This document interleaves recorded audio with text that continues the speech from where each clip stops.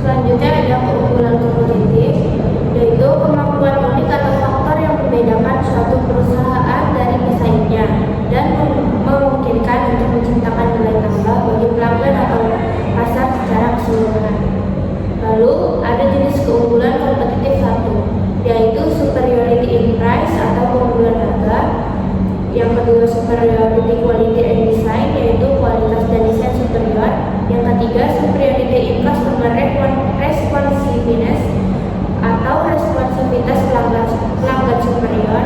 Yang keempat ada superiority in innovation atau inovasi konsisten.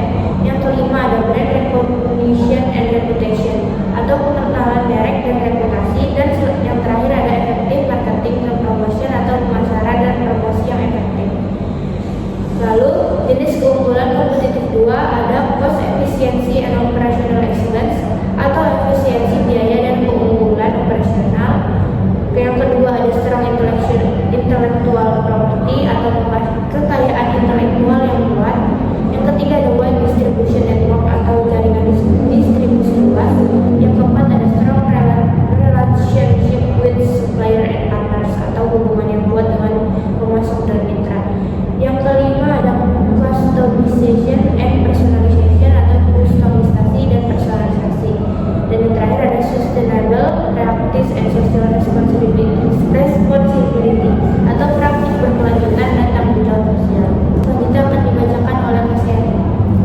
Kemudian di sini ada model keunggulan kompetitif. Yang pertama, model organisasi industri. Pendekatan ini fokus pada bagaimana faktor-faktor di luar perusahaan seperti struktur industri, pengaruh kebijakan pemerintah, dan karakteristik pasar mempengaruhi keunggulan kompetitif. Yang kedua ada model berbasis sumber daya atau RBV.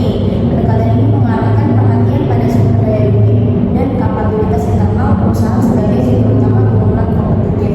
Yang ketiga model Brioya atau Brioya. Model ini menggambarkan cara perusahaan harus beradaptasi dengan lingkungan bisnis yang cepat berubah dan penuh ketidakpastian. Kesimpulan dari presentasi ini yaitu manajemen strategi merupakan suatu proses yang membantu organisasi untuk mengidentifikasikan apa yang ingin dicapai oleh mereka. Manajemen strategi terpilih atau merujuk pada sasaran dan pola pengambilan keputusan serta biasanya berupa siklus dan cenderung berulang. Dengan kata lain, proses manajemen strategi akan bersifat kontekstual, dimensional, yaitu sejalan dengan karakteristik organisasi yang menetapkan strategi-strategi tersebut. Itu merupakan salah satu contoh jurnal yang membahas tentang proses manajemen strategi, di mana jurnal ini menarik kesimpulan bahwa manajemen strategi merupakan suatu proses yang membantu organisasi untuk mengidentifikasikan apa yang ingin dicapai oleh mereka. Manajemen strategi terpilih atau merujuk pada sasaran pada pola pengambilan keputusan serta biasanya berupa siklus dan cenderung berulang. Dengan kata lain, proses manajemen strategik akan bersifat kontekstual, dimensional atau sejalan dengan karakteristik organisasi yang menetapkan strategi tersebut. Pada materi selanjutnya kita akan membahas analisis strategi membangun keunggulan kompetitif. Dalam dunia bisnis yang kompetitif, strategi yang dapat menjadi kunci keberhasilan prestasi ini akan membahas kerangka kerja analisis strategi dengan fokus pada beberapa alat penting seperti matriks internal, analisis strategi, dan QSQM.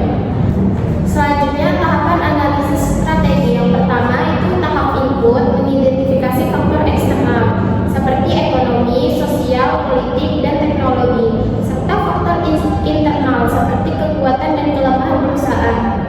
Selanjutnya tahap kedua, tahap match, mencocokkan faktor eksternal dan internal menggunakan matriks SWOT untuk melakukan strategi alternatif. Selanjutnya yang ketiga, tahap decision, memilih strategi terbaik menggunakan matriks perencanaan strategi kuantitatif.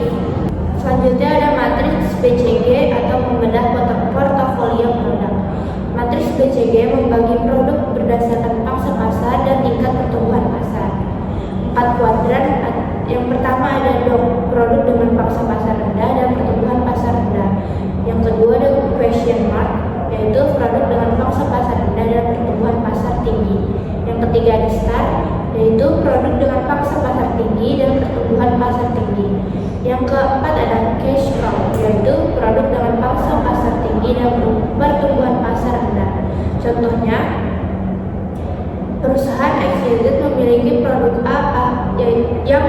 memiliki pangsa pasar tinggi dan pertumbuhan rendah, dan produk B memiliki pangsa pasar rendah sedangkan pertumbuhan tinggi.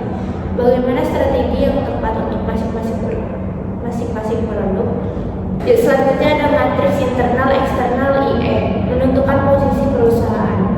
Menggabungkan skor IFE dan EFE untuk menentukan posisi perusahaan.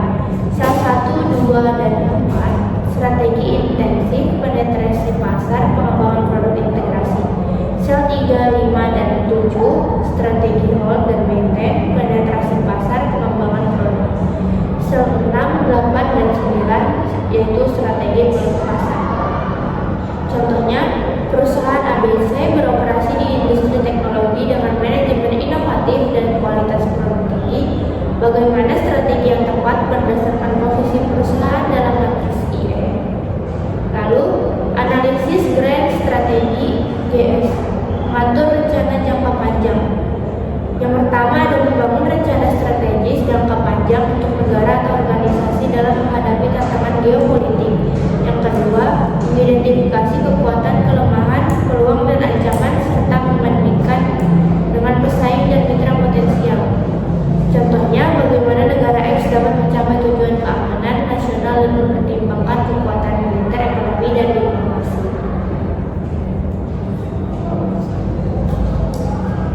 Kemudian ada GSPM, menentukan strategi terbaik. Teknik untuk menemukan strategi alternatif terbaik dengan menggabungkan elemen internal dan eksternal. Langkah-langkah GSPM. Yang pertama, mengidentifikasi faktor kunci, bobot, nilai daya tarik, dan nilai daya tarik total. Yang kedua, memeriksa matriks, mencocokkan dan mengidentifikasi strategi alternatif. Yang ketiga, menghitung nilai AS atau attractiveness score dan STAS, sum total attractiveness score, untuk menentukan strategi terbaik. Contohnya, perusahaan XYZ memiliki produk A, pangsa pasar tinggi, pertumbuhan rendah, dan produk B, pangsa pasar rendah, pertumbuhan tinggi. Bagaimana strategi yang tepat untuk masing-masing produk?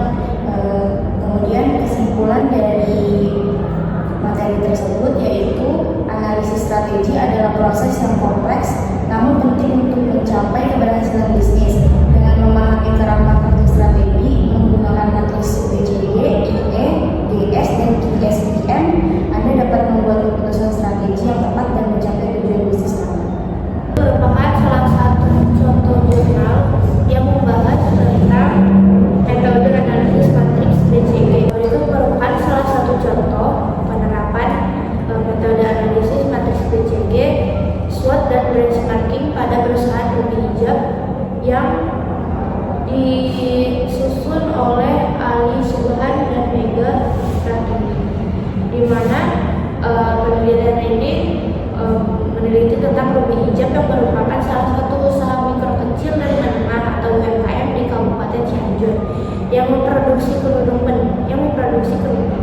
Penelitian ini bertujuan untuk mengetahui strategi yang tepat dan berdaya saing dengan mengidentifikasi dan menilai faktor-faktor internal dan eksternal yang mempengaruhi perusahaan. Metode yang digunakan pada penelitian ini adalah analisis matriks BCG atau Boston Consulting Group, analisis SWOT, dan benchmarking. Hasil penelitian menunjukkan bahwa tingkat pertumbuhan pasar sebesar 13% dan pangsa pasar relatif sebesar 0,34 yang menunjukkan perusahaan berada pada posisi question mark. Berdasarkan analisis SWOT, dihasilkan beberapa alternatif strategi antara lain memperluas pangsa pasar, meningkatkan kualitas pelayanan kepada pelanggan, meningkatkan kualitas produk, memperbaiki sistem manajemen, memperkuat permodalan melalui pelayanan kepada pelanggan, memperkuat permodalan melalui kerjasama dengan perbankan, menetapkan strategi harga pasar untuk menghadapi persaingan, meningkatkan teknologi, dan meningkatkan kreativitas sumber daya manusia. Berdasarkan hasil analisis benchmarking menunjukkan bahwa produk merek Ruby Hijab memiliki keunggulan dan sektor harga dan kualitas produk. Sekian dari kelompok kami, kurang lebihnya mohon maaf. Wabillahi taufiq wal hidayah. Wassalamualaikum